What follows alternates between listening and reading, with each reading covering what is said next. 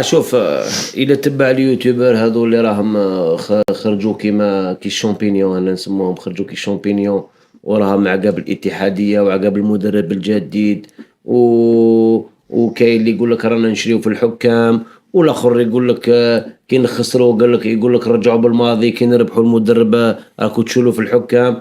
اليوم لحقنا لواحد المستوى اللي ولا يعني جو بدير في الحاضر.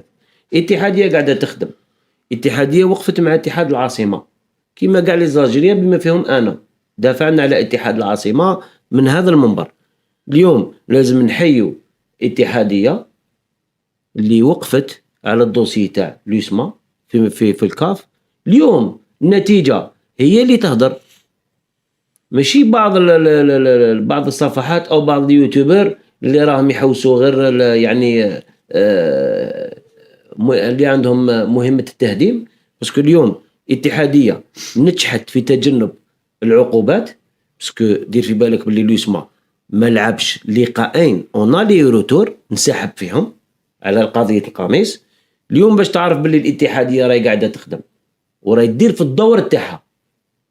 اليوم الاتحاد راح يشارك في كأس الكاف وما تعرض لي حتى عقوبة لا مالية ولا رياضية.